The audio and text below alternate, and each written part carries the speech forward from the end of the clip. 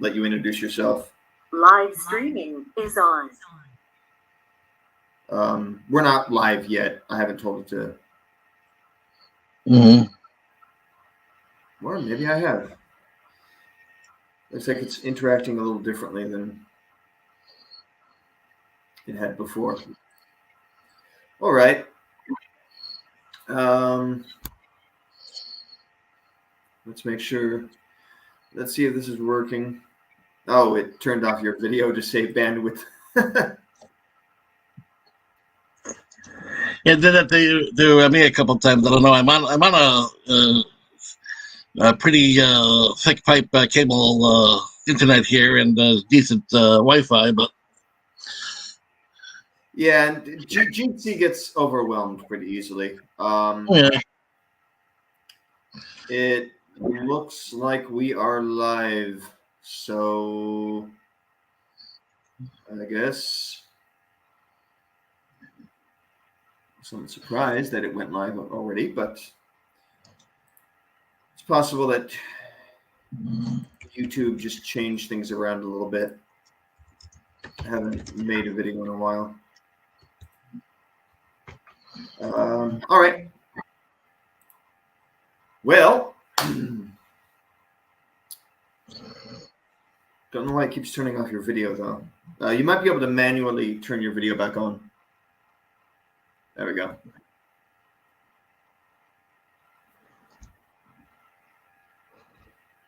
And okay.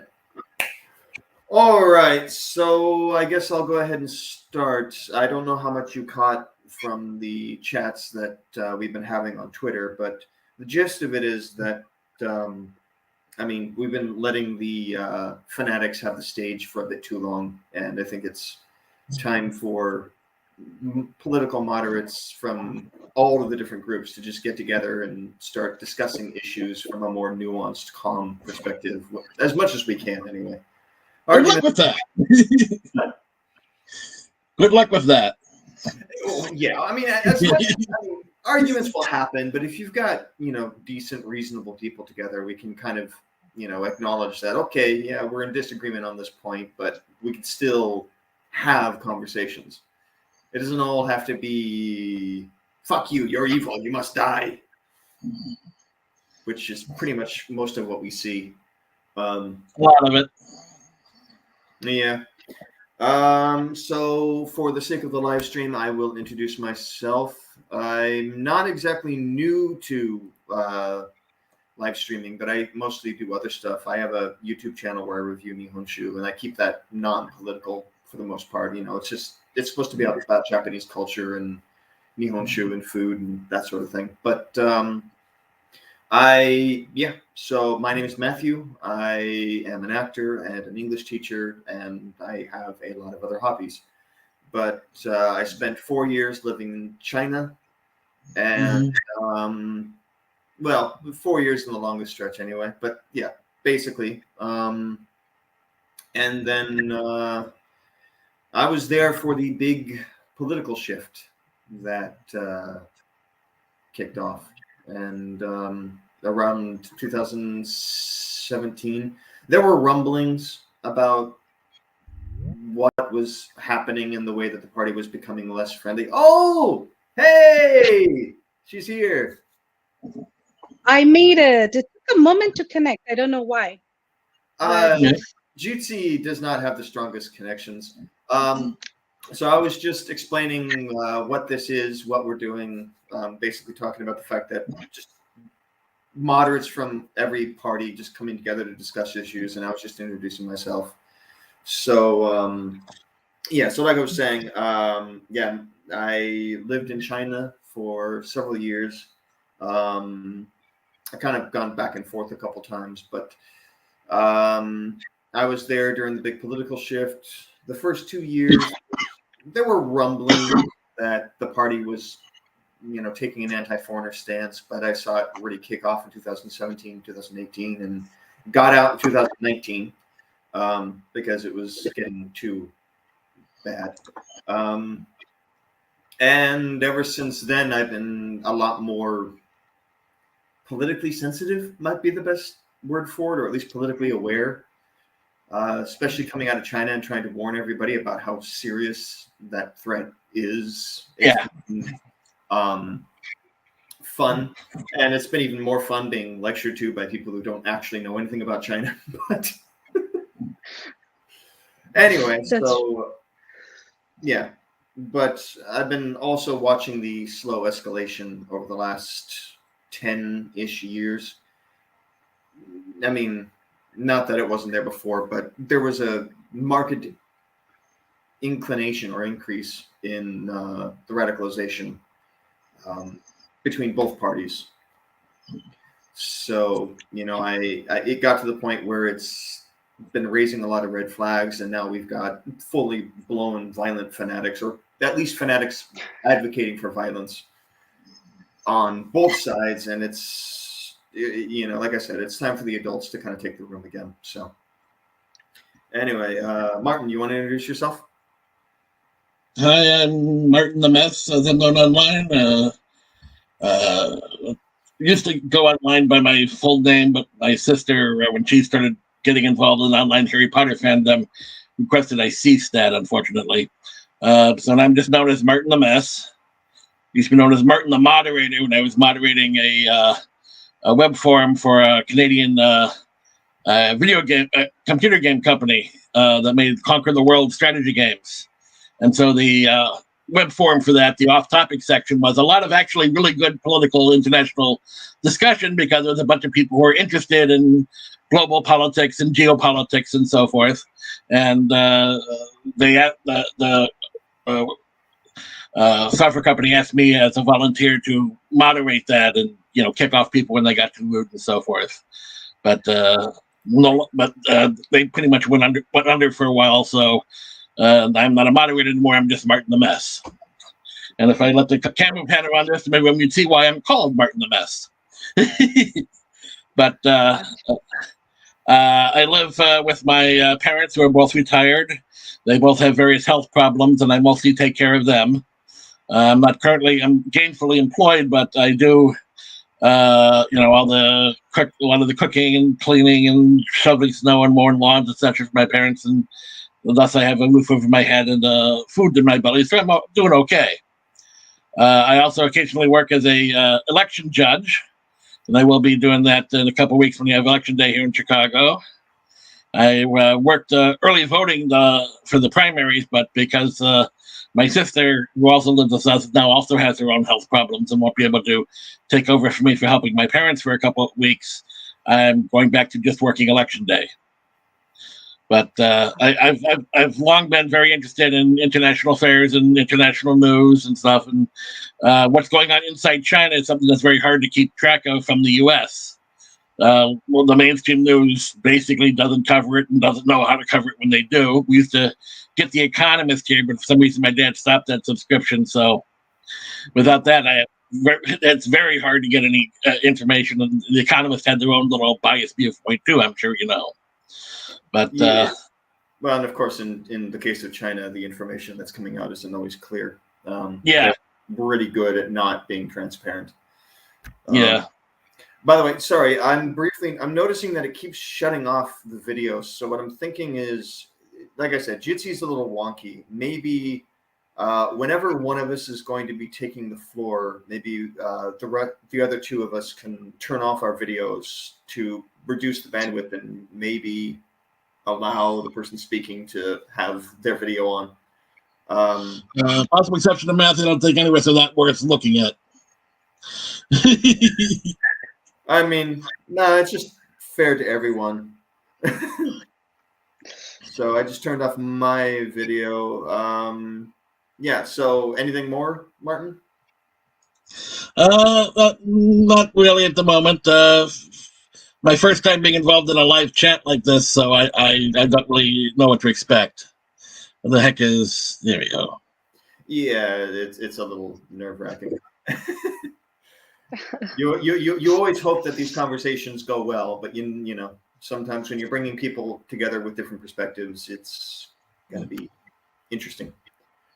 All right, so should I do I call you Sharmi? Yeah, Sharmila is my name. I just put Sharmi's like my shortened form of the name, so that's totally fine. Either Okay. way, yeah. So, Sharmila, you want to introduce yourself? Sure. Now I'm an naturalized citizen of the United States of America, but I'm originally from India. And I think that's one of the reasons that I have a little better understanding of China and the kind of threat that it could pose. And I've lived here in the United States for, I don't know, 21 years now. So, for all practical purposes, I'm just an Idahoan. And but still, I think a lot of my politics is also informed by my background or growing up in India. I did my undergrad in India. I grew up in a pretty rural part of India where my father was a professor, and I grew up in a university campus. So there was this, influx of a lot of very smart people in that small area, but completely surrounded by absolutely rural towns, right? So it made for a very interesting childhood, which I only realize now. Of course, at that time, I just took it for granted. Was that the rural part of India had a lot of restrictions, especially for women, right? Like what you could do and what you couldn't do. And then my father and mother were very progressive. And in fact, the reason for me learning very good English and stuff from a very young age was because of all the personal interest from them, right? Like where they helped me with a lot of stuff. And then when I live here and then I see people complain about various different things, it just shows how narrow their focus is because they haven't seen any other society, other cultures, Thank which I you. think is unfortunately very true for America. When I moved here, and I would try to talk a little bit about, say, they would talk a lot about jihadi stuff, right? Because 2 months after I came here, 9/11 happened. So, and then if I were to talk a little bit about, say, the liberation tigers of Tamil Eram, like, the LTTE or the Tamil Tigers, as they are more popularly known, who are very, very well known for suicide bombings, right? Oh yeah. No one would have a clue in this area over here. Like I couldn't strike up a conversation. And then I realized that the idea I had of America was so different. Like I was thinking MIT, Caltech. I wanted to do my master's here, and I was like, it was all that in my head. And then I realized, oh, the people here maybe don't appreciate those institutions as much, and they are not really expanding their view to see what's happening internationally. So that was my very first experience, realizing that, okay, there are certain topics that people here are not following, even though they are very important in other parts of the world. And then came, like, a few other things that kind of, like, where you may see me talk a lot more about those kind of stuff is with respect to, say, women's rights, feminism, or transgender rights, or racism, right? I have a very different, you know, maybe not a very different view, but I think there is something unique about it because I grew up with casteism. I belong to a forward caste in India. My parents and my lineage is traceable to almost like 1,000 years, right? If anybody comes here and tells me, you are an oppressed minority, I don't know whether to laugh or cry because I grew up in probably one of the most privileged, communities. Like, whether we were rich or poor didn't matter, right? My caste and my last name carried a lot of weight when I grew up. So I think I've been very privileged, even though people here sometimes think I'm not, And then with respect to feminism and other things, like, I've seen real oppression, like real suffering. And so sometimes when um, I feel like very trivial things are blown out of proportion over here, and I get pretty frustrated about that. And I also get frustrated about not allowing people to speak, right? Like, even I am afraid to speak exactly what I think on Twitter, because I mean, I do want to be able to find another job if I have to. But that said, politics is more like a hobby. My work is as a data scientist. I have many years of experience as a full stack developer. I was a Java programmer person, and then I did a master's in data science. And then I moved on, like for the past 6 years or so. Either it's crop yield prediction, or right now I'm in fintech, working with like fraud detection and stuff like that. That's my day job. Hopefully that gave you a good background. If you have any questions, yeah. Actually, I mean, no, there's a lot there that I think is going to be very. I'm looking forward to talking to you about a number of those things, because there are a number of. I'll take the stand for the moment. It's also something I've kind of noticed too. It's like America legitimately has issues with sexism, racism.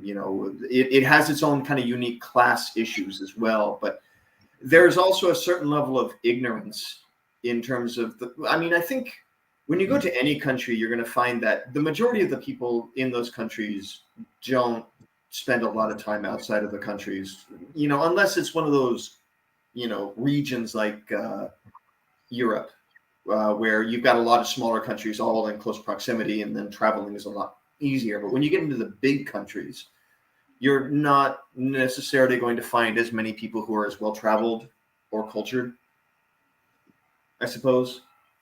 And and even then, like within a certain region, people will generally have some sort of cultural overlap, I suppose. But I guess the result is that while each culture has its own issues, they tend to view those issues only from the framework of where they come from. And we have a tendency to try to project our own cultural interpretations of those issues onto other nations as well. For example, for quite some time, feminism has, there's been a push by modern feminism has been trying to get a footing in Japan. And Japan legitimately has a lot of issues with sexism and other issues, and those kinds of things as well. But I think part of the problem is that a lot of feminists come here and they say, "Well, you should totally try to solve these problems the American way, because we have a better understanding of these issues than you do," or whatever. It's like, no, while there's overlap, there are unique cultural factors behind these issues in each region, and so each region should be trying to find its own way to do it. Does that make sense? A little. Yep, absolutely. Absolutely. This is kind of what you were saying. Like, you got intersectionalists in America coming up and saying, "Oh, well, you're Indian, so therefore you're oppressed." It's like, or you're a woman, you've been oppressed. Even my mother was college educated, right? Like, she's 75 and she was college educated, like, because our families have been quite progressive. But on that note, like projecting the cultural issues onto our own interpretation, onto other cultures, right? It's, to some extent, it's a little bit, I think we cannot avoid it. It's just, a human thing, probably. But it's like, say, when I read that in Japan, like working women have to wear heels. I mean, I was just completely like, what? Why? Because I never wear heels. I hate them. So I'd be like, if that's a particular thing that I must do in order to be employed, it would definitely irk me. But on the other hand, like you said, how we fight matters. In fact, I think that matters in the United States also. And we fail to even understand how, say, conservatives and liberals have different interpretations of culture. So if you're going to push progress, which I'm all for, because I am a lefty, my brain is wired to be that way. So, but even I can see that when you push continuous change, and it's just really hard for any culture to accept it, right? So you have but America being very unique, and like it's such a melting pot with so many different kinds of people and diverse communities. India is also quite diverse, but maybe not in the same way that the United States is. There are difficulties in, like, where you say, even if you take southern part of India where I grew up, two of the states, most progressive states that I grew up in, right? One of my neighboring states has been ruled by communists. Communists get elected there almost every election, right? But then if you go to the northern part of India, it's a lot more like Hindu fundamentalists, and a lot more right-wing people are over there, right? So even within the country, you can see that projecting your cultural interpretation onto the entire population is very detrimental. And I think that's what we're seeing with the transgender issue, is that they've slowly accepted the homosexual rights, their right to marry and stuff like that. And to a great extent, it only affected the people who were going to marry. It didn't affect you and me or like anybody else, right? So we could say, hey, let them live their lives. But with the transgender issue, it's not as simple as that. It's like it affects everybody. It changes everybody's life. And I think we're forcing a lot to happen very quickly. And another example would be like in southern part of India, in Tamil Nadu especially, trans women, like I never saw a trans man growing up, but trans women are considered auspicious and holy. We would invite them for blessing kids and stuff like that. And they would, in trains, they would just come and give you a blessing and take money, they were completely, they were okay. They were accepted, and they've lived in a particular village as a part of a community. And it's just that the way that we're looking at it now seems so different. Like, they also put in a little bit of effort to assimilate. And I feel like right now, that's not what's happening. And I'm like, no, I've seen these things in other societies, but we're struggling in the United States and the United Kingdom, especially. I follow these two cultures to how to make this work with the larger population. Maybe I jumped onto the hot topic immediately, but I would love to hear from the both of you what you think. Yeah, let me jump in really quickly. I was actually trying to think of what our first topic should be, and I'd actually figured that given the fact that the transgender issue is one of the most prominent at the moment, that might be a good thing to cut our teeth on. And I'll go ahead and offer my viewpoints, and then Martin, if you want to step in, because you've been pretty quiet this whole time. I think. You all right? Can you hear? Can you hear us? Yes. Okay. There was some odd noise or cutting noises coming from your end. Made me think that there was an error.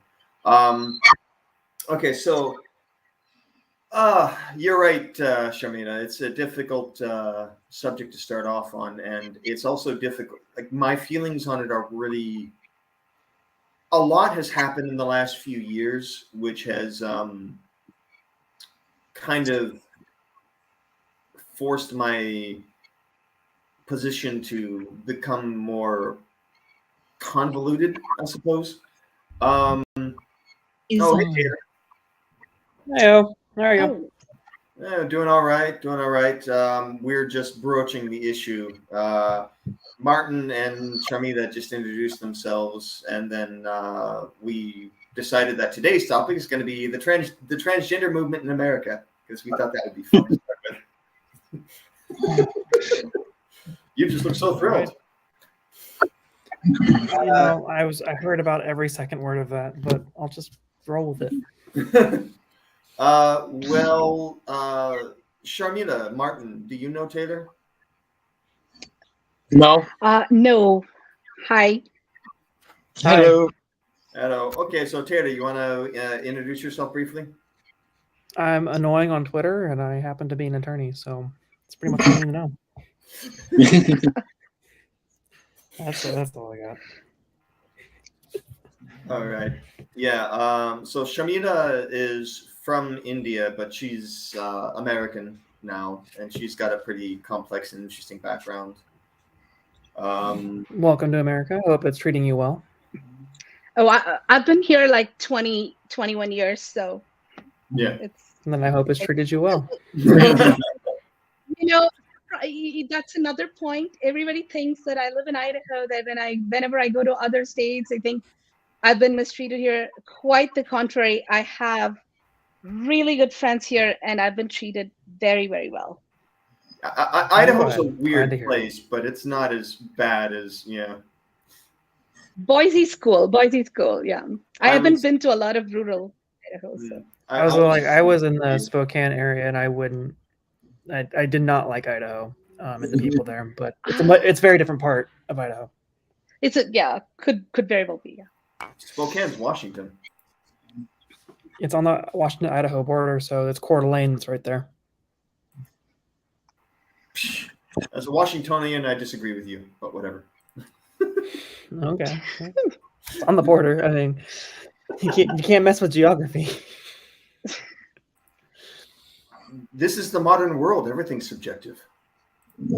Is Facts that don't matter. the line we're going to go with?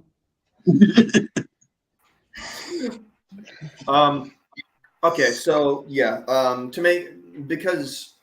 wanted to use Microsoft Teams, but it looks like it's like Zoom. You have to pay money if you want to use it for more than an hour, so I got stuck using Jitsi Meet again. I really want to find a better system for live streams like this, but anyway, so yeah, I was saying, we were going into the transgender movement, and I was commenting on the fact that because of a lot of the events of the last several years, my position has changed substantially. While it hasn't changed at the same time, it's generally speaking, like I've got no problem with people being transgender, and I think they deserve like the medical support and everything they need. They shouldn't be stigmatized or whatever just because they happen to be transgender. But at the same time, I do think that I do feel like the radical left have just taken the baton and just run way beyond the field with what they want to do with all of it. Like, I think there are a number of how to put this as clearly as I can.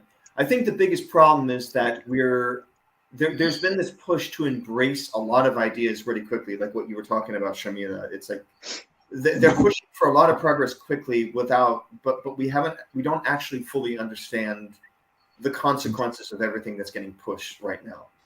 Like the idea of encouraging children to start transitioning early. Like I think there's a lot of resistance to that idea, and I think that it's legitimate for the most part. Like young children don't really know what they want from life yet. Even when we're 18, we still don't know what we want from life. So like pushing for radical changes, puberty blockers on their own, I actually don't have enough of a medical understanding of them to say one way or the other if they're specifically harmful. But pushing for double mastectomies and like radical shifts earlier is definitely an issue that shouldn't be encouraged lightly.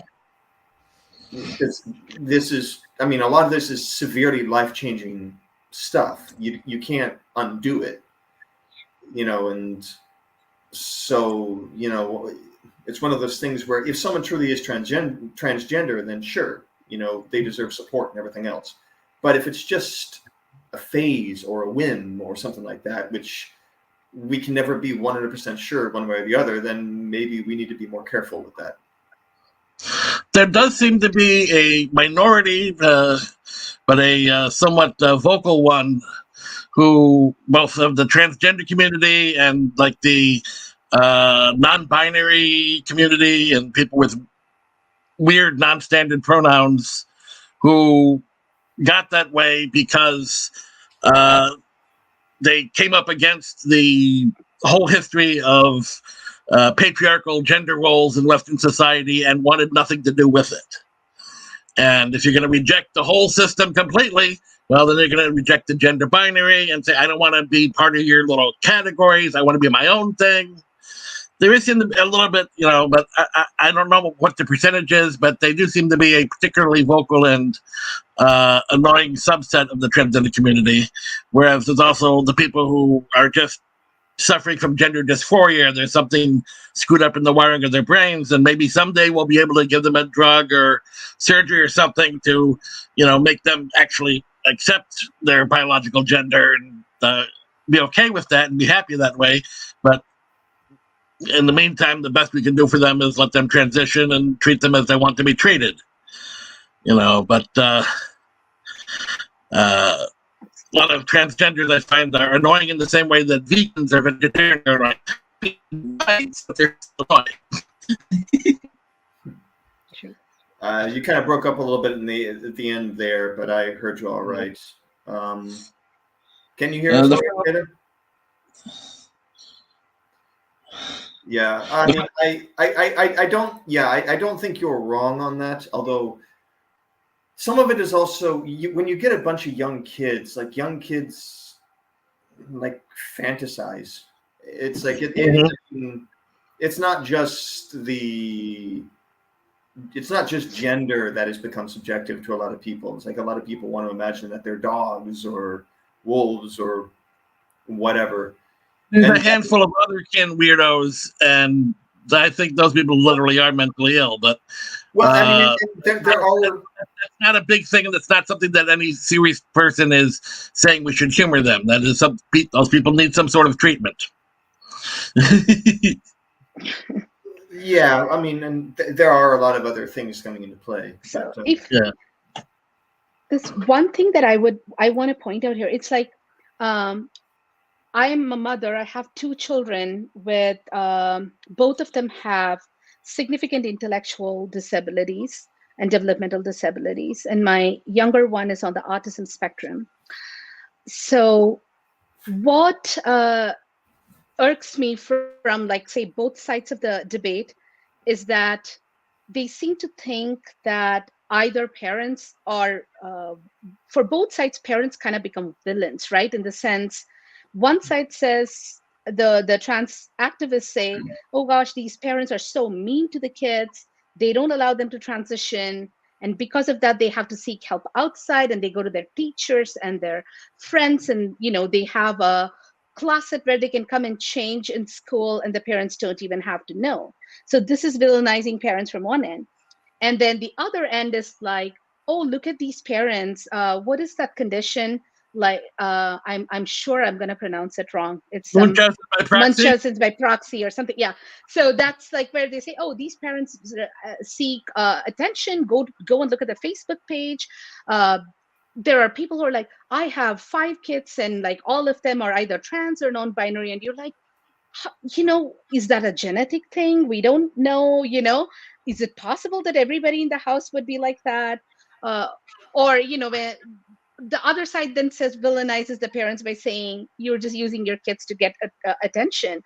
And as a parent who has been very, very responsible and diligent, right, with my kids, it hurts me that parents are becoming villains, and there are laws being enacted from every side to say, well, some way or the other, it's like, I would be scared if my children were very young and in school right now, because I don't know about the social contagion and other types of effects they may feel.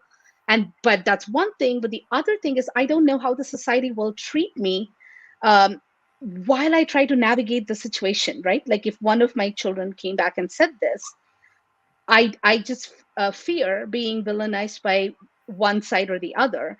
And I wish that were not the case, and that we were able to talk about it. Like, instead of saying, I'm going to ban all trans children from transitioning, I would say create clear boundaries by saying maybe some social transitioning is acceptable because it doesn't cause any irreversible damage.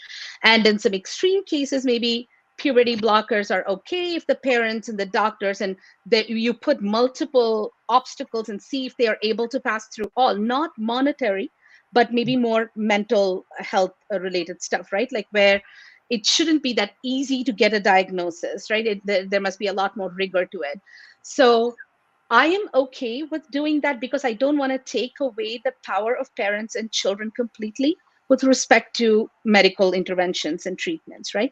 On the other hand, I don't want it to be super easy and for parents to be demonized for not immediately caving into children's demands, so I think I'm truly a centrist in this way.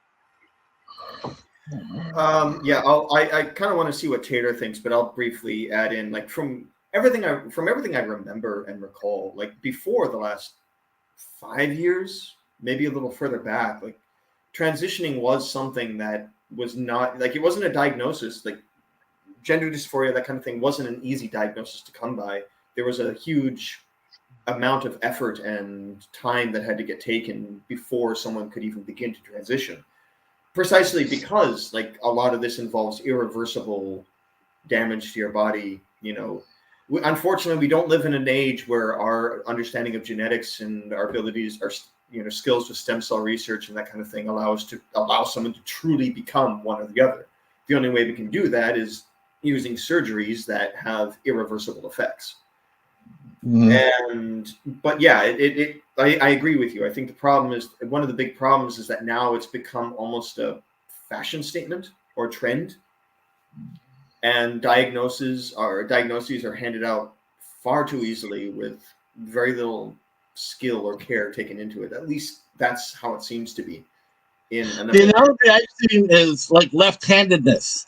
For many years in many Western, being left-handed was seen as not a good thing. So schools would often, force kids who were left-handed to write with their right hand and throw with their right hand. And, just like you can learn to use your left hand perfectly fine if your right hand gets cut off in a car accident or something, it is possible to force kids to use their right hand for something, even if they're left-handed, and get pretty proficient at that. But it makes these kids' lives miserable, and you shouldn't do that. There's nothing wrong with being left-handed. But once we stopped forcing kids to use their right hands for writing, etc., suddenly the number of left-handed adults shot up and hit a plateau. It's not that suddenly people were becoming left-handed, it's that suddenly we were letting people actually grow up that way and not force them into another box and treat them badly if they did. And of course, after being treated so badly for so long, a lot of left-handed people started, taking pride in being left-handed. We're more artistic, we're more sensitive, and weird stereotypes like that. We're right brain, not left brain, or whatever. And so when people say suddenly we got all these power, I think it's probably more than just that we've stopped being quite so terrible to them for at least a brief period of time, and they came out of the woodwork, and now a lot of people are suddenly going, oh, holy crap, there's a lot of them. This is a problem. A lot of right-wing people might have been willing to tolerate, gays or transgender or non-binary people if they're a weird, small fringe movement that's, only a few people. Okay, fine, you can be a little bit weird as long as everyone knows you're weird. But if they start being, a significant part of the population and start, forming their own political groups and movements and, start threatening traditional power hierarchies, that's when they start getting really, really, really scared and want to stomp down on it. And unfortunately, that's the phase we seem to be moving into. Well, I mean, there's also been the other issue with, like, now the trans the trans community, or at least the extremists, have been really pushing to somehow take the term woman and make it far more ambiguous. It's like there has been a genuine push to try to subjectify womanhood, which, I mean, it's one of those. They're doing the same as men, but no one seems to have a problem with that. Which might tell you what people who have a problem with that are really worried about. Well, I mean, the activists don't seem to be targeting the term men as much. Like, it hasn't really been coming up a lot. But Taylor, what do you think? You've been pretty quiet. I'm just listening, man. I have to be able to understand the room I'm in before I can talk too much. The trans issue is one of those things where I've really stopped talking about it a ton, mainly because I don't even think we're having the right conversation. Usually in the rare instance I do encounter this in real life, the issue is not so much that people are mad at what gender they are. They're mad at gender roles, and that's how they're sort of rebelling. And if the society wanted to instead have the conversation of let's redefine what it means to be a man and a woman and maybe make them more the same, or just make it to where we can be more fluid, I would be okay with that. If my kid came home one day and decided that he was a girl or she was a boy, then I hope I have enough foresight just calmly just ask them why, and just have them work it through, because at some point they will not have an answer, and that will hopefully be enough to get them to go, wait a minute, what I'm thinking doesn't make more sense. Why should I harm myself in order to fulfill some bullshit social contagion that's going through everything? And then I would be more than happy to have the conversation. It's like, hey, like, let's assume boy going to girl, like, hey man, what is it about being a girl that you want to be able to do? And if he comes back and says I want to wear a dress, it's like, the fuck, wear a dress, I don't care. I may have to like beat the living shit out of a bully or something if they give you a lot of crap, but I'm willing to have that conversation. You know what I mean? If we want to say, hey, I want to feel like it's okay for me to look pretty as a boy, then I personally may not feel that's the most productive way of being a dude, but okay, fine, I'll have that conversation. And then as far as like I don't know, like the whole gender stuff is just funny, but the left-handed thing is interesting. Sorry, a quick little thing, because I am a lefty and I have been forced to do right-handed things for everything, and it's a lot of the same stuff. And I can see how perhaps there is some sort of problem. We're just not accepting people as they are, and maybe gender is different than how we've thought about it for a long time. Taylor, I have a question for you. So, do you think that gender dysphoria kind of exists in the sense that some people see themselves in a mirror and they literally feel like their body shape and whatever it is, like, it's not what it should be? Do you think that such a condition could exist, or it does exist? Do you think that there are some transgendered people who have to change their bodies? I mean, I'm asking this question mainly because you were addressing it more from a gender roles perspective. So I want to ask you from a physiological perspective, what do you think? Right. And I guess I did try and cushion that one. Usually when I encounter the conversation, is not actually the body part point of view. It's people who are taking a more intellectual approach to it. As far as like a gender dysphoria, we know it exists. And and Matthew knows this about me, I take issue with the trans thing when we start messing with kids, because like when we have a kid that's anorexic, we don't tell them that the answer to their anorexia is to keep starving themselves. Right. So if it's really about the body perception and stuff like that, then, I just want them to wait and actually figure out this is an issue that they have, because there are people who do look at their body and they want to cut pieces off. They are exceedingly rare, which makes the rate of transgenderism seem overinflated, and that's why I think it's more of a social contagion. But I do think there are cases where people want to harm themselves in order to feel better, because we do know of other diseases like that exist, and the most obvious one is bulimia and anorexia. Like, we know those exist. So I don't think that there's not any cases where somebody doesn't want to lop their dick off because it makes them feel yucky. Like, I'm sure that's true occasionally, but I don't think it's the widespread phenomenon that people make it out to be. One of the things anti-trans activists harp on about is that trans kids often, cut themselves off from their family, and, there's a chicken and the egg problem here where, our kids thinking they're trans because the gender role relationships in their family are so toxic or such a bad example, and they're rebelling against that. I want nothing to do with that, and of course, if your parents are like that and you start rebelling like that, that's not going to be a good thing for the parent-child relationship. Or is it that kids are, going crazy and parents are, just disappointed in their kids, and you're having problems there?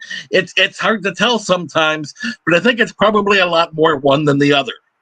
And I think it's probably a lot more, the toxic environment in the home, the toxic religious environment often, the toxic political environment sometimes, with, because a lot of the pushback seems to be, from people who are generally big into power hierarchies anyways. And the idea that, the traditional power hierarchy of men and women with men usually being the more powerful, more prominent, and women being somewhat subservient and somewhat less powerful and prominent socially. The idea that someone can just jump from one to the other willy-nilly at will worries them about, like, that happened to other power. Could my employee jump over my head and now he's my boss? And could someone else become king and now I'm a pauper or whatever? And people who are either not big into hierarchies or have more healthy ways of expressing their very human instinct to want to be better than someone else. Maybe we just play sports or something. Don't have such a problem, but people who are really into that whole hierarchy thing and their status, and especially who are worried about their status in that, worried about losing their status, tend to be the most vulnerable to radicalization in many forms. So I'll kind of jump in here a little bit. I think the problem is, I think one of the big problems with the trans movement, well, the trans movement's not the right word, but the situation. I think one of the big problems with the situation is that there are a lot of different ideologies kind of all coming together on this one, and a number of them are in conflict. Like, I agree with Taylor pretty much 100%. My views are somewhat, so I have a sister who's trans, and that situation is not really one I'm willing to talk about in a live stream. Some of it's a bit more personal, but I'd be willing to talk about it with you guys perhaps some other time, like in a private chat. It's kind of a complicated mess that's creating a number of issues. But I also come from, so my mother was a biologist, and my grandfather was a meteorologist. I've studied paleontology and volcanology as hobbies for the better part of 30 years at this point. I don't have any actual credentials in it, but I would consider myself more than a layman on a lot of these things. And my understanding of gender dysphoria and a lot of these things is pretty fundamental. In biology, we have evolved as, to have two sexes, and we are a sexually dimorphic species. Men and women are physically different in a number of significant and substantial ways. That's not to say that there aren't variables and crossovers, but the other thing is that nature is not perfect. Sometimes there are mistakes, when a fetus is developing, things go wrong. Sometimes the mutations turn out to be beneficial, sometimes they turn out to be harmful, sometimes they turn out to be just kind of in between. But the fact is, we are supposed to be, two sexes for the most part, and those sexes have influenced, our culture substantially. That said, and so that's one of the reasons that I am more in line with, yes, technically, when we say man and woman and we refer to gender, there is a little bit of a more philosophical / subjective component to it, but for the most part, it's been influenced by biological sex, by biological reality. And I think that it is better for us to stick with that. Now, if we want to change things, yes, I agree. We should have a conversation. But it needs to be a conversation, not this, not just onslaughts of pure rhetoric and ideology. We need to actually talk about these things and come to a decision as a society regarding them. And, and going back a little bit, I said that, there are issues in development. Like when someone is born trans or intersex or these other things, that's not biology working the way it's supposed to be working. It's biology making a mistake. That doesn't mean that, we should, treat these people harshly or anything like that. And we should try to work with them to help them find, find the role in life they want. Like if someone is born intersex and they want to be male or female, then we should help them accomplish those ends. It's just, but at the same time, we shouldn't necessarily be encouraging everyone to just go ahead and make it up as we go along, because however you feel on a given day, it's like, no, we should be paying attention to biological reality as well. When you get to the point where everything is too subjective, you create more problems than you solve in the end. Well, two things. One is on your point of that this is not biologically working the way it is for hermaphrodites and intersex people and so forth. Yeah, there's a good analogy to be made with, say, people who are born deaf or blind. We shouldn't have a moral judgment on someone for being deaf or blind, whether they're born that way or became that way through illness or injury. We should do whatever we can to help them. And if some of them want to have cochlear implants or eye implants, once we get that working really well, and that functionally cures it, and fine. If some of them don't want that and want to continue on with their little blind subculture, little deaf subculture, fine, that's up to you. But, if people start saying, I want to join that culture, so I'm going to poke my eyes out or poke out my eardrums, we should probably talk them out of that. But the other thing is on the differences between biological sexes, a lot of the differences are really statistical. I mean, men tend to be bigger and stronger than women, but there are some women who are very big and strong. There are very few women who...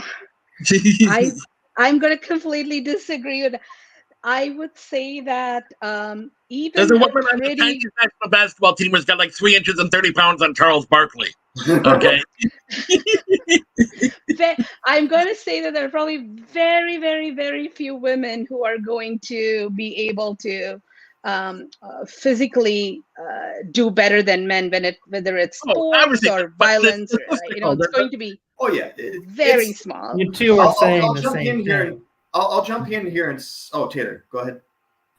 I said they're saying the same thing. Okay. Martin said that it's a statistical thing, but there is crossover, and you're saying there are very, very few. It's like, yes, but it's a statistical thing. You guys are saying the same thing.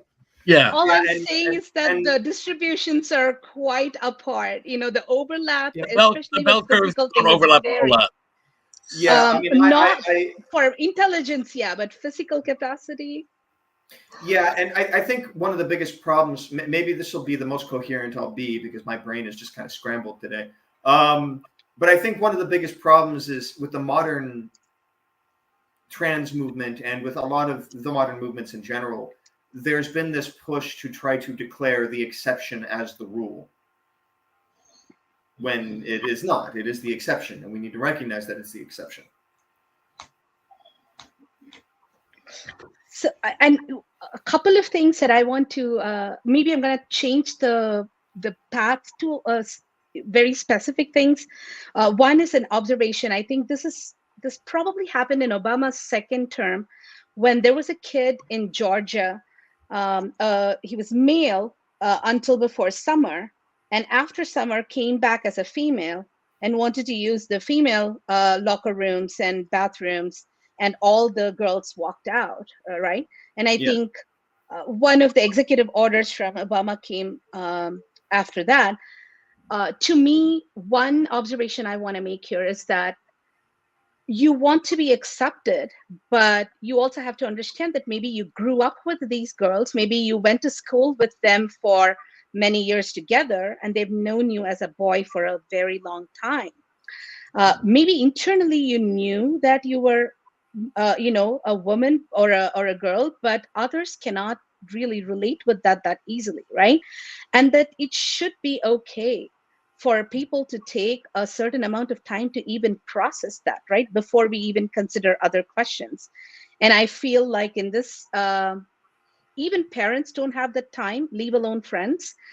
It seems like that part of the equation is kind of lost. I've known this person as a certain sex or gender for a long time, and now I have to change my mind, and I have to put in an effort too, right? So that's just one observation I have. I wish it were a little bit different.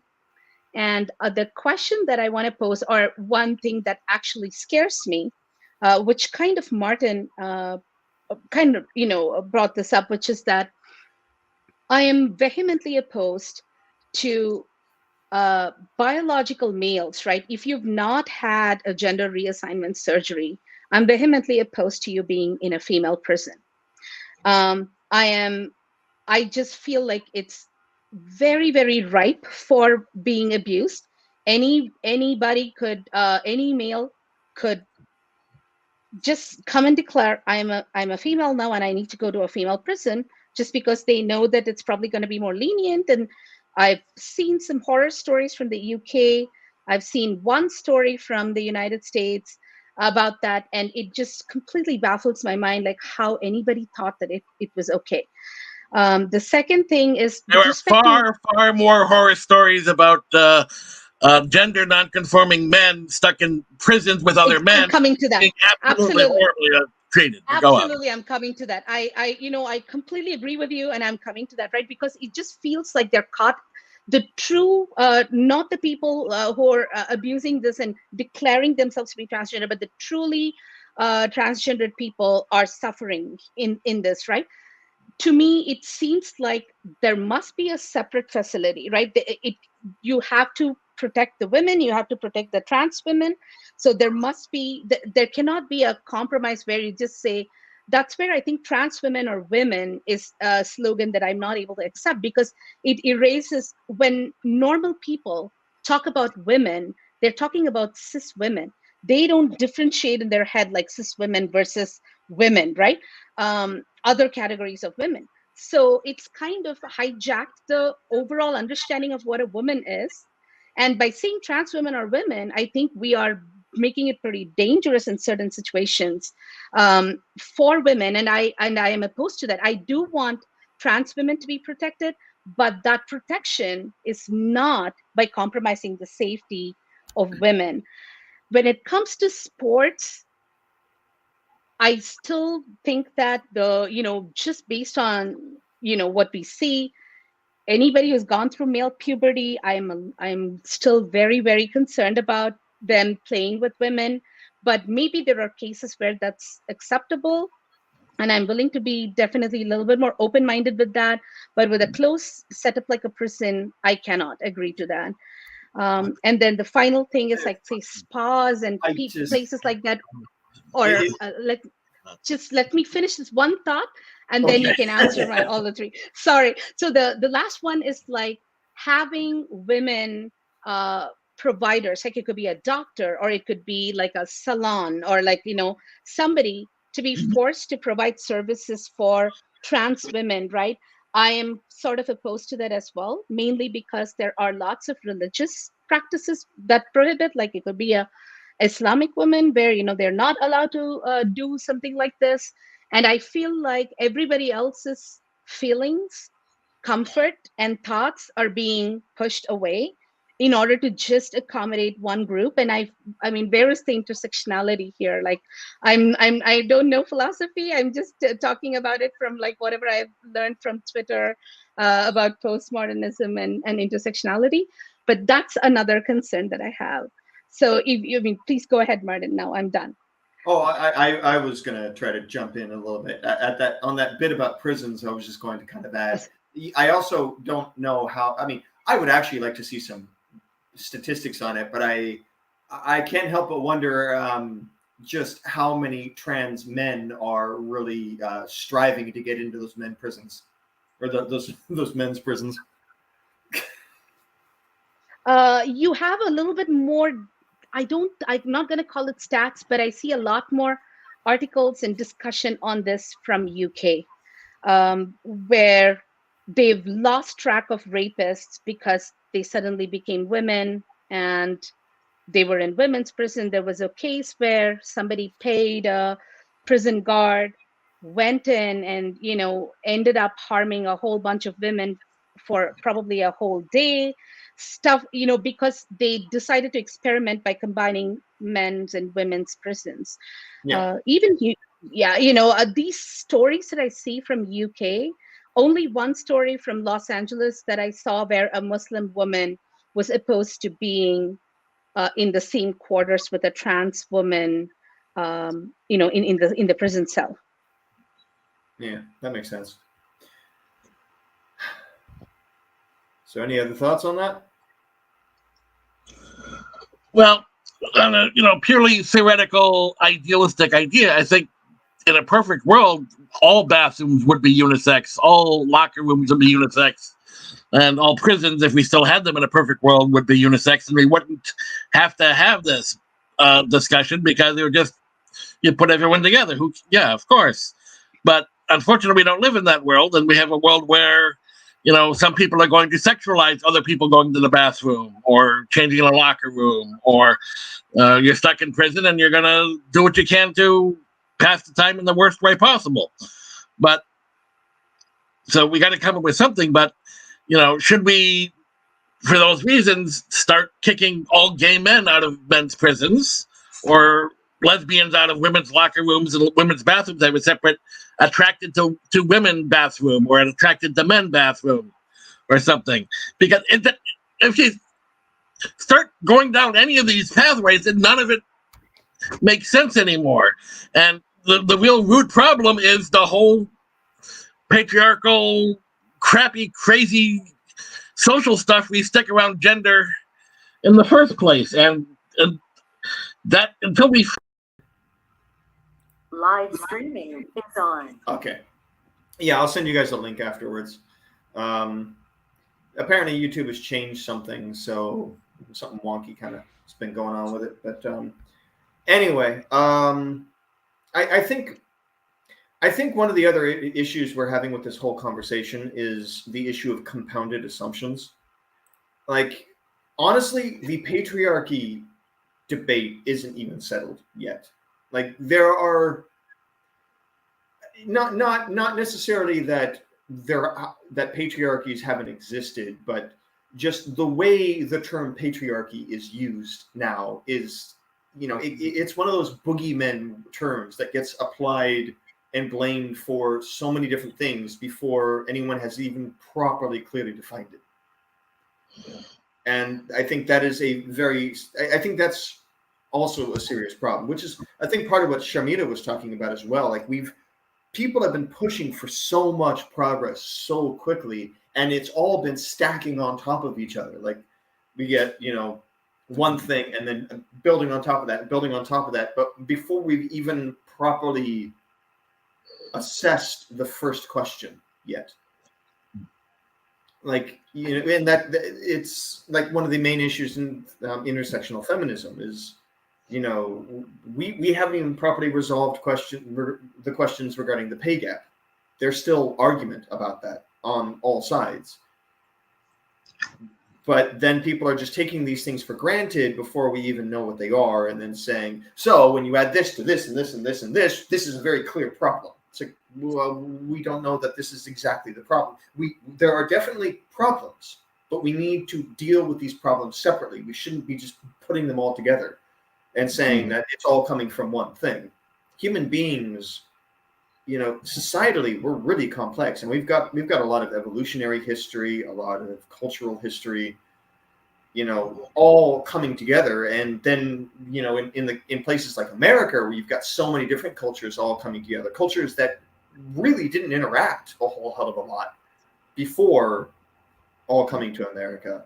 It's just, it's more than just a mixing pot. You've got a lot of stuff that's just new. There used to be a German-speaking Korean neighborhood near me in Chicago. Yeah. Weird historical thing that happened, but yeah, there was a bunch of Koreans that spoke German. You get weird cultures here. Exactly. And we don't, and we're still learning about how to interact with each other. Like, we're in a newly globalized world where we're communicating with each other, interacting with each other in ways that we never have before. And, and all of this is happening while we still don't even have a clear understanding of mental illness or other things. Like, gender dysphoria is, as Taylor said, it's a real thing. But then you've got other people with other issues. And, is it possible that, when it comes to the trans movement, that some of these diagnoses are incorrect. That it's that maybe the person has legitimate issues, but it wasn't gender dysphoria; it was something else. Like I'm autistic as well, and for the longest time, everyone assumed that I was ADHD, and so I was put on Ritalin and all kinds of other drugs on the assumption that I was ADHD to calm me down. It wasn't until I was in high school that someone finally said, "Wait a minute, no, I don't think you're ADHD. I think you're autistic." So they can be overlapping conditions too. A lot of kids may present in that way, so it's really important to know why, right? What's the behavioral triggers and stuff like that. Use the species that we're about to. Absolutely. Yeah, I don't think we as a species understand any of those diseases enough to be able to say if they're the same thing or not, because we don't know what's really causing any of them.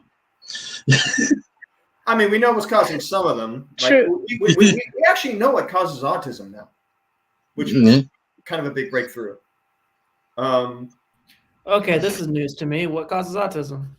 Yep, I would like to know. I mean, I have to go back and find the story, but the gist of it is that when we're born, we have a certain number of synapses in our brain, and as we grow, as we get older, our body just kind of starts to purge the synapses that we don't use that much, which leads to a more streamlined, functional brain.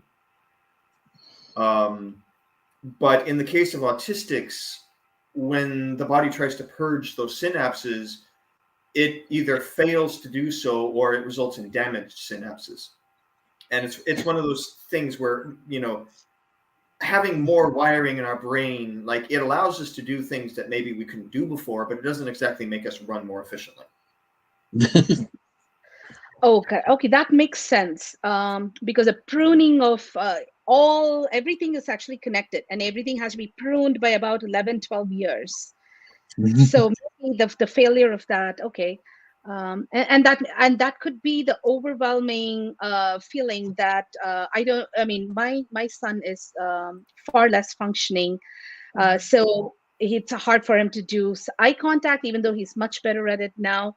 I think it's overwhelming the world because they see like frame by frame of every little thing, whereas we use heuristics and we chunk information. If you don't have autism, you're not processing every little piece of information around you, right? We have the ability to like selectively focus, and I think maybe the extra synapses or the damaged synapses kind of explain that part. Yeah, it kind of makes sense to me. Yeah, I mean, it might be better to say that's not necessarily the cause, but that's what's happening that leads. At least it explains what's going on. Exactly. Yeah, it provides a pretty clear picture. The mechanism. The mechanism. Yeah. And like I even. mean, it's it's been a while since I've seen that article, so it might be worth looking it up yourselves and correcting me if I'm in error. But I'm pretty sure I'm looking it up right now. I'm kind of curious now. Sorry. The Fragile X syndrome, right? Especially for males who are autistic, it could be actually a Fragile X syndrome because they get only one X chromosome, and if that's fragile, usually that doesn't. It's a rare, very very rare condition in females. That kind of presents like autism too, but ultimately maybe these things don't make a lot of difference because the therapies, the way that we handle the symptoms and the neurodivergence is very similar. So like in my son's case, for example, I didn't get that genome mapping and stuff to see whether it was Fragile X, right? I didn't go to that extent. But yes, a lot of things kind of masquerade as other stuff.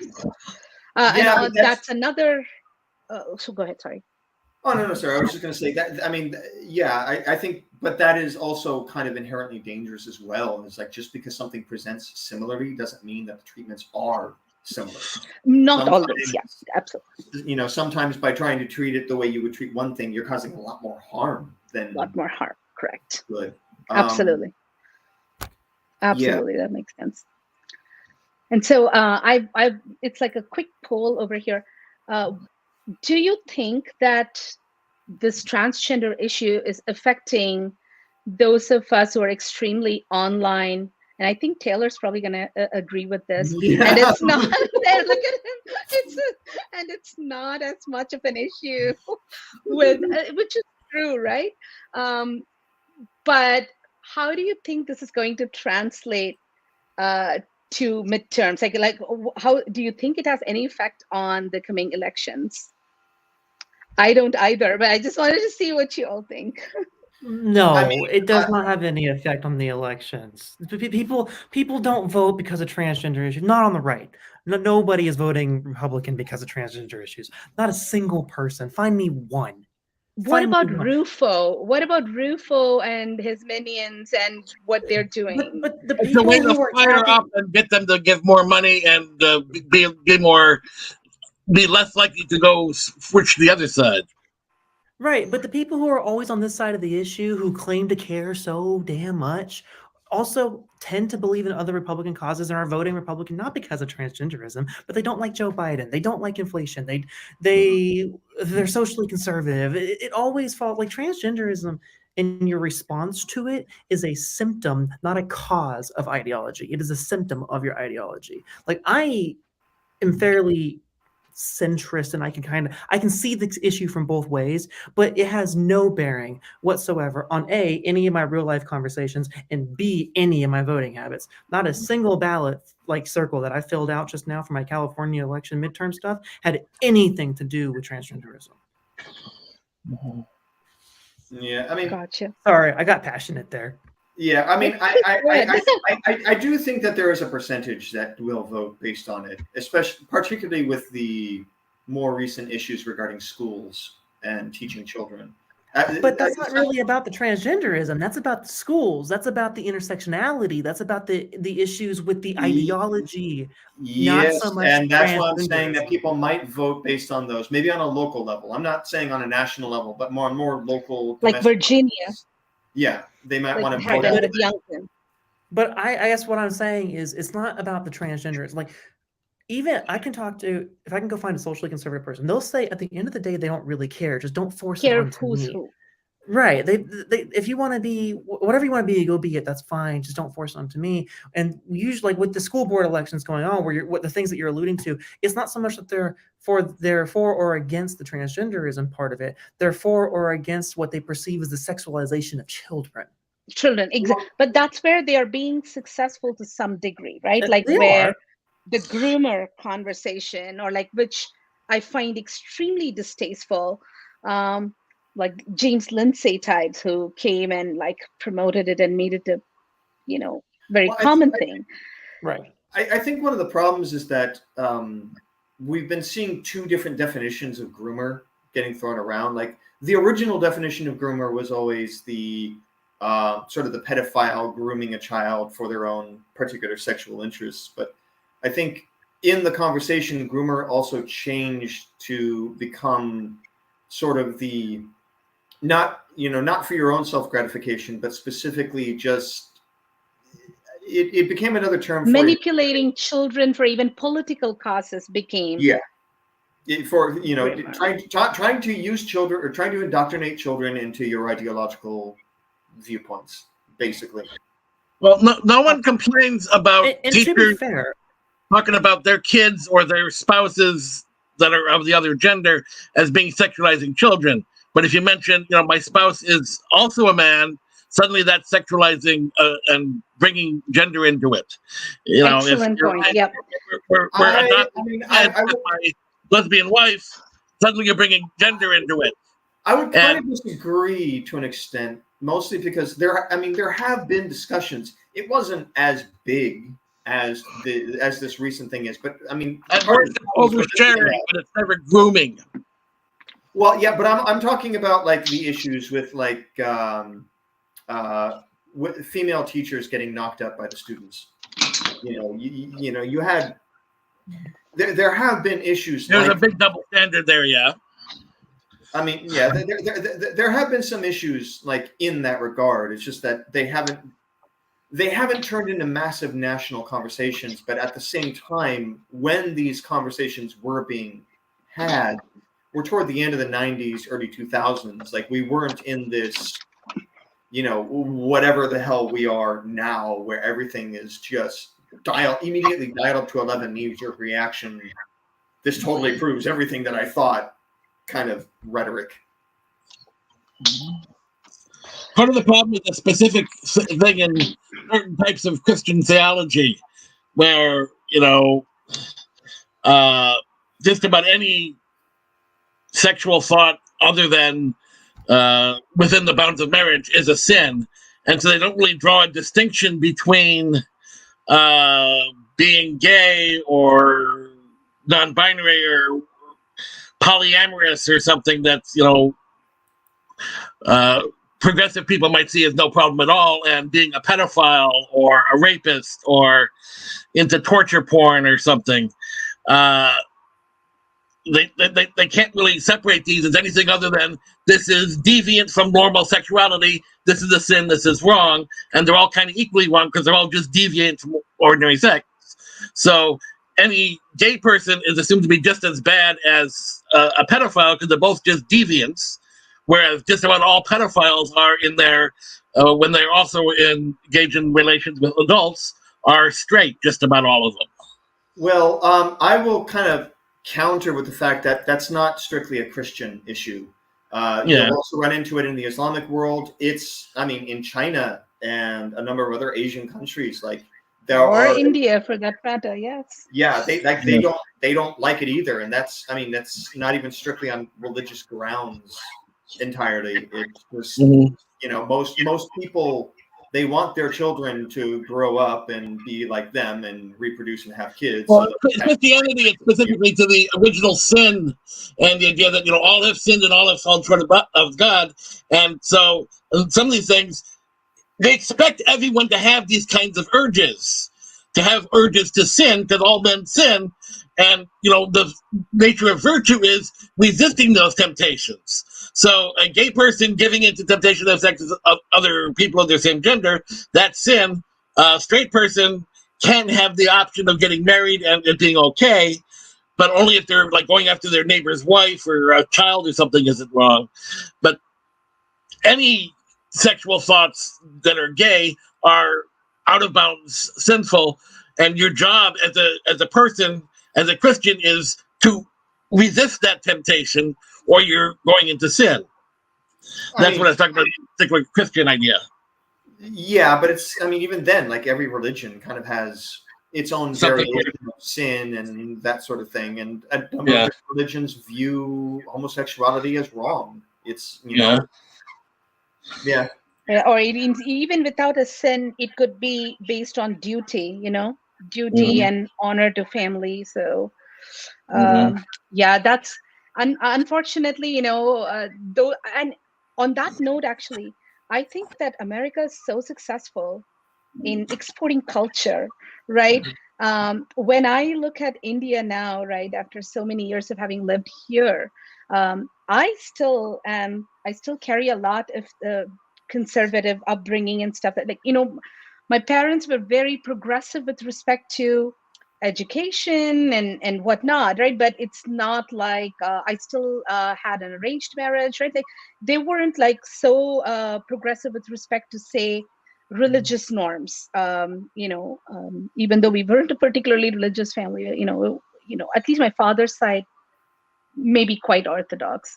So we did follow a lot of the norms, and we grew up like that. But when I look now,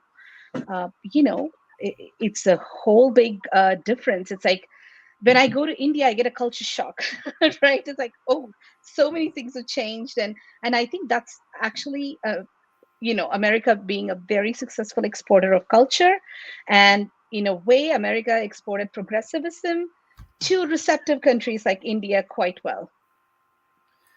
Yeah, I would agree. I think it's taken root in Japan a bit as well, and I actually don't really like that, because Japan's issues are not coming from, like, Japan's issues are not American issues. They're not European issues. There are unique cultural aspects to those problems that deserve more unique cultural solutions to those problems.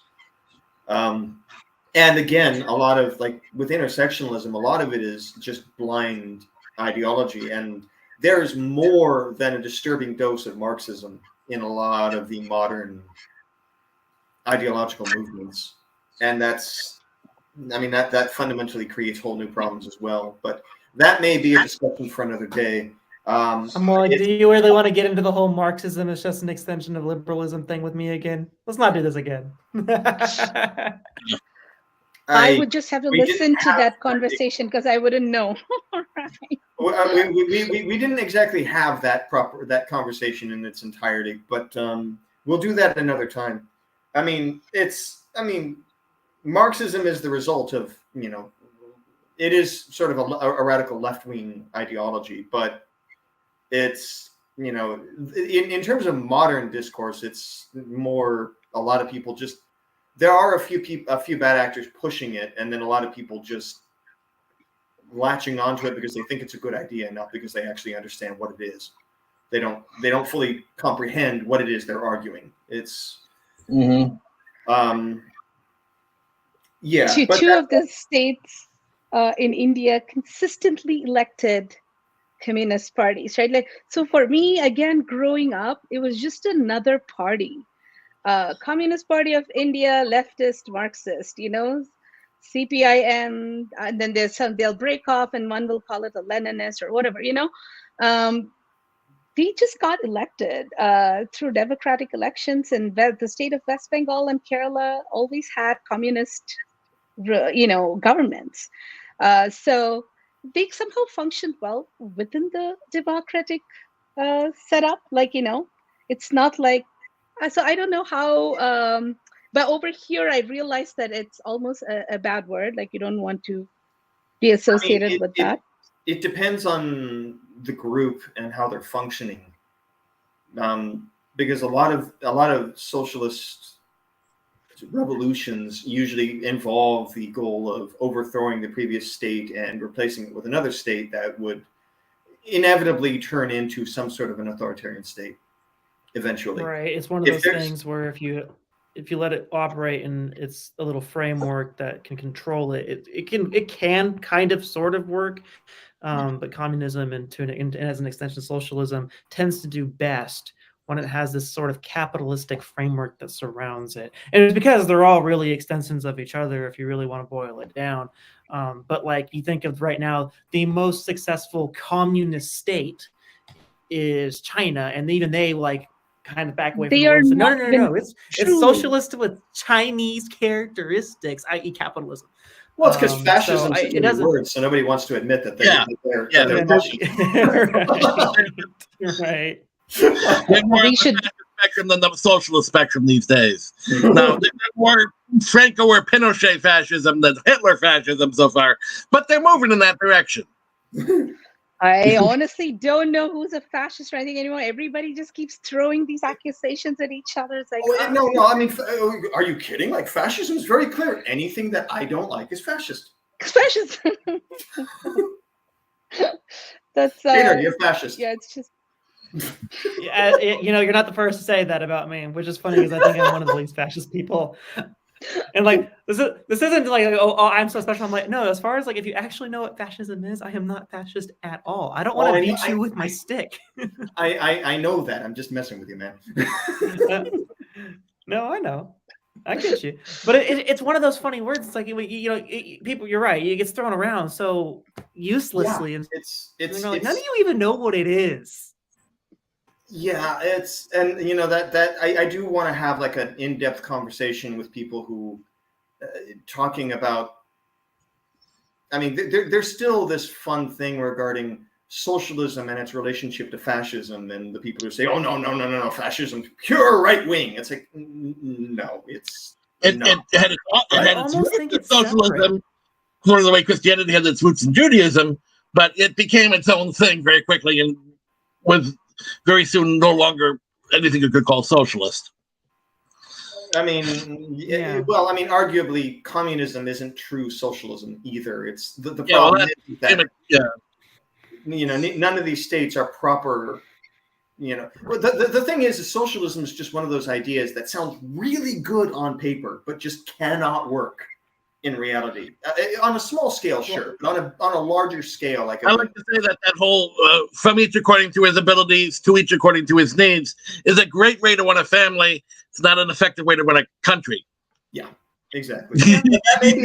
That may be a topic for another day or for another time. Yeah. We're coming up on an hour and almost an hour Almost and hour and a half. 5 minutes.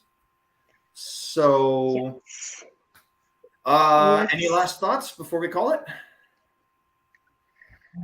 I think it was a great, fun discussion. It's kind of nice to be able to talk about this without getting mad at each other, which I think happens far too quickly in Twitter, which is mainly, that's the only social media platform that I engage with the people on at this point.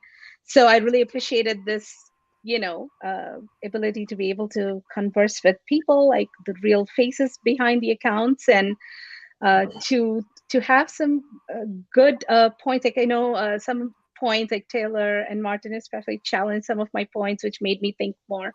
So thank you for that. Mm-hmm. Okay.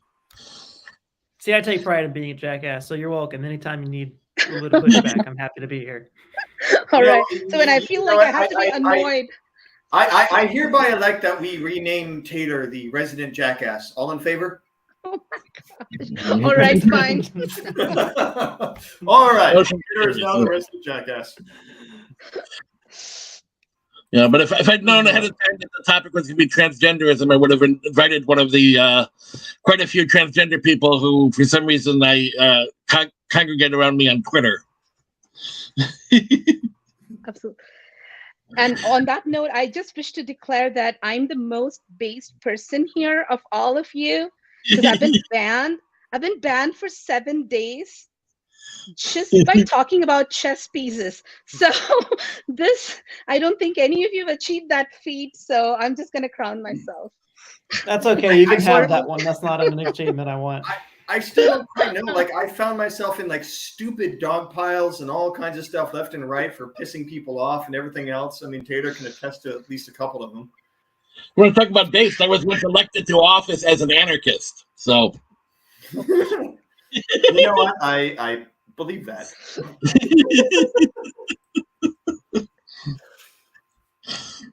Amazing. So Martin, I didn't make it at my college, but it counts. Yeah. So Martin, I think you and I really need to get Taylor to watch Babylon 5. I don't know if Sharmita's seen Babylon 5 yet, but if she hasn't, she really should see it. Nope, I don't think I have. Where have I heard about it though? Who told me about this? It's on HBO Max now, and it's about to be rebooted possibly on the CW, but that may have fallen through. So. Oh, I think it might have been one of our mutuals.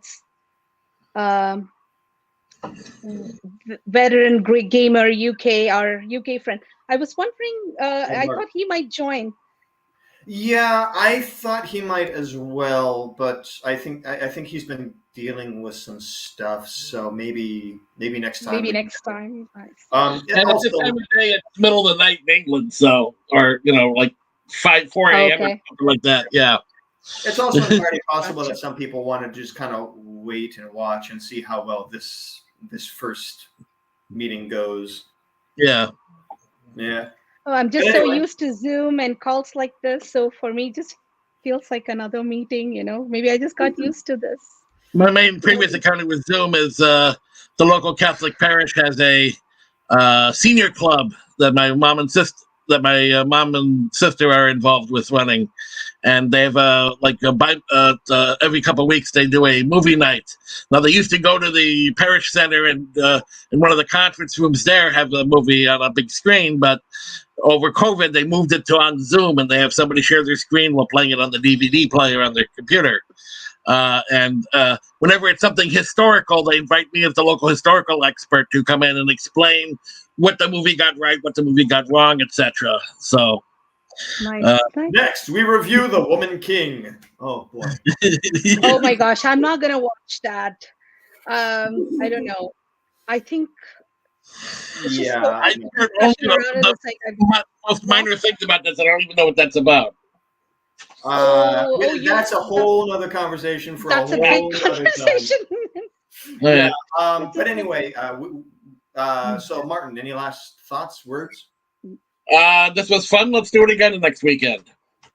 I'm not sure about the next weekend, but maybe in the next couple of weeks we'll be in touch. Right. I want it to be a regular thing. Yeah. Okay.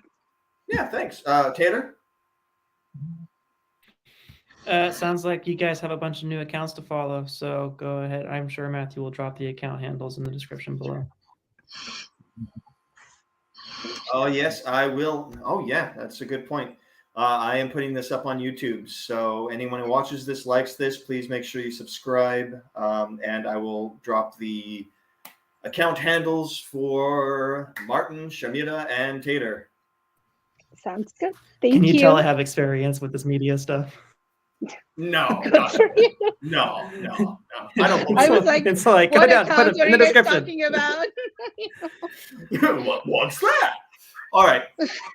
Honestly, thank you, everyone. I hope we can all do this again soon. And Tater, maybe next time you can join in a little bit more. Oh, wait, Tater, one question. Did you find that article? The autism. Oh, I didn't find an article there. I found a couple of like informational sites from the CDC and other health agencies that sort of kind of explained like autism, not so much causes, but what it is. And it sort of checks out with it's the disconnect in brain neurons and stuff like that. Nothing super in depth. And it's actually something that I'm curious to learn more about. Here, so I think it would be cool if there's any neuroscientists. Yeah, I mean, I just put one in the would be- chat. Take a look. I put a know couple of there's- links. Awesome. So I'll check that out. Yeah. And I'll try I think it would be cool to have someone on Contrarix and talk about. I think that would be actually a super interesting conversation because I've never heard that before. I can admit that I've never really felt the need to look into it, but I never thought that autism was a synaptic issue. Yeah, you know what? Given that I have a child with autism, it came as news to me as well. So there you go. You know, it's not that well known, but I looks like it's been known for a while. It's just that I never came I know. across. Yeah, I was like, I saw some stuff from 2017, and I'm like, oh shit, we've known this for a little bit. I feel completely out of the loop. New York Times article is from 2014. Brains of autistic children have too many synapses. Yeah, like so the study must. Exactly. I actually just found a health article dated 2021 that's talking a bit about some of it. Right. I couldn't find anything that was super mechanisms caused by deficits in high-risk autism gene, but that's a little different. Anyway, I will. Right. Yeah. Until next time. This may not be the best time to mention that in our live stream, someone showed up and commented, "Sex Chat 69 site, best adult dating site." Oh shit! Why? That's join the Radically Reasonable podcast, the best adult dating site. Oh my gosh! All right. I just hope it's a bot. It's a bot. See ya. It really is. Take care, everyone. Thank you very much. Good night. Bye. Thank you. Bye-bye. Bye-bye. Take care.